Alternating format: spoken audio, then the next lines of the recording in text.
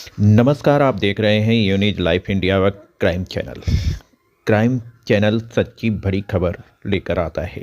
बिहार के पूर्वी चंपारण जिले के एसपी स्वर्ण प्रभात ने आज घोड़ाशहर में लगाया जनता दरबार।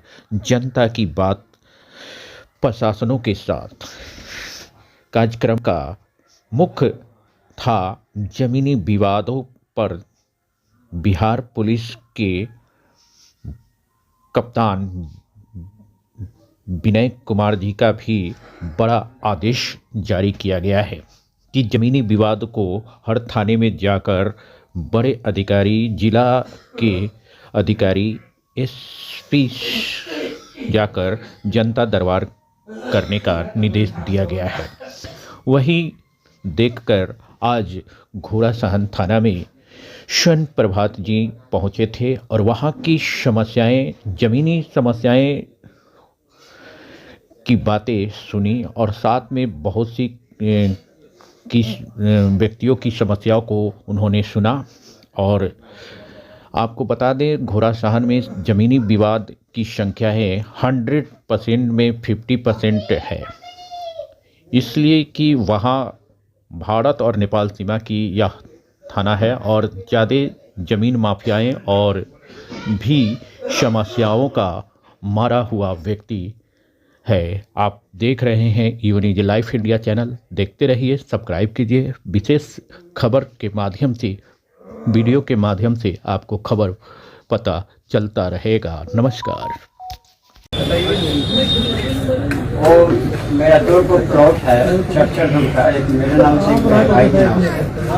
और 15 में मैं रजिस्ट्री कराया, दाखिल खारिज भी हो गया, म्यूटेशन वगैरह हो गया। और उस जमीन पर मैनुअल हक दावा कर रहा है कि नहीं मेरा है। मैनुअल हक का जमीन है लेकिन उत्तर साइड में है और मेरा जमीन दक्षिण साइड में है। तो जब जाने पर वो हल्ला गुल्ला करता है परिवार बाल बच्चे के साथ कि नहीं मेरा जमीन है। इस पर रास्ता जो है कि नहीं हम नहीं देंगे, रास्ता भी इंक्रोच किए हुए हैं।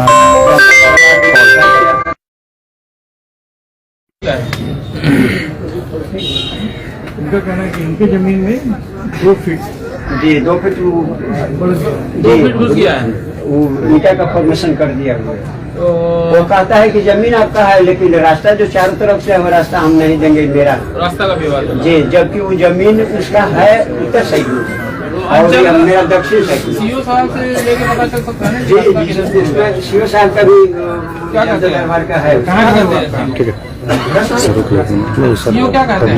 सीओ साहब तो कहे कि आप जो लगा दस्तावेज है उसके अनुसार आपका सही है। ओपिनियन ले लो, सीओ से ओपिनियन ले लेते हैं जी जी, है ना, उनसे ओपिनियन ले लीजिए। अगर ये कहते रास्ता का विवाद है, रास्ता माफी से सॉल्व हो जाएगा। तो भू समाधान का अप्रूव कर दिया करो उसका, है ना, तो वहीं से ताकि उनके पे भी जो है प्रेशर बढ़े ना कि माफी कराना है, रास्ता का विवाद है, कागज की कार्रवाई जो भी करनी है सुसाइड से हो जाए, भू समाधान पे अपलोड हो जाना चाहिए।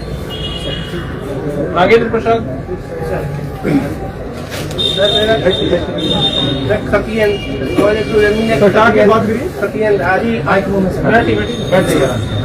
सत्यधारी जो है सर 80 साल पहले जमीन बेच दिया और उससे दबंग मिलकर मतलब 1941 में खतियनधारी बेच दिया और 2012 में कुछ पूछने का फंड से कुछ माफिया की जमीन खरीद दिया और मोटेशन भी करा लिया है, समझे कि नहीं। उससे आधार पर हमको पसंद कर रहा है, जबकि मेरा है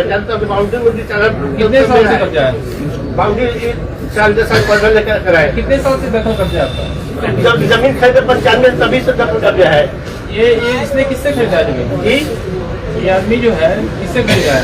ये उसी के वंशज से खरीदा है, 80 साल बाद खरीदा है। उसका सारा डॉक्यूमेंट मेरे पास है। उसे कुछ न्यायालय में दंडाधिकारी 44 से भी उसमें हुआ, उसे मेरे पक्ष में डिग्री भी हुआ। उसके बाद वो अगला बार हमको परेशान करता है। एसडीओ साहब क्या गया तो क्या हुआ? सर ये शुरू में एक बार आए थे तो फिर दोनों पक्ष आपसे में अपना मामला ही सुना, फिर उसके बाद जी सर नहीं उसके बाद हमको परेशान के देखा था, पलट हो जाते हैं तो पलट हो जाते हैं तो उसके बाद हमको परेशान किया जाता है। अपने कहें कि मेरे पास रविंद्र कुमार गए थे 144 कराने जी ये जो है वही पार्टी गया था सर 144 कराने, उसके बाद नहीं जी किए 144 नहीं किए, वही लिख रहे हैं कि नियम को निरंकुश किया जाता है। वही किया अभी जो समस्या है बाउंड्री तो है वहाँ पे, हाँ, हाँ। आपके दखल कब्जा में है। जाते हैं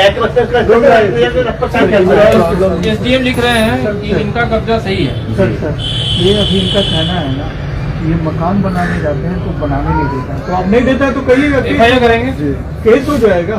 सर हम आपको नहीं इनका कब्जा है, रिटर्न में दे रखे हैं, कब्जा इनका सही है। 144 कराने गया तो नहीं हुआ, इनको काम करने से नहीं रोक सकते जब तक कोर्ट रोक नहीं करे, ये काम कराएंगे।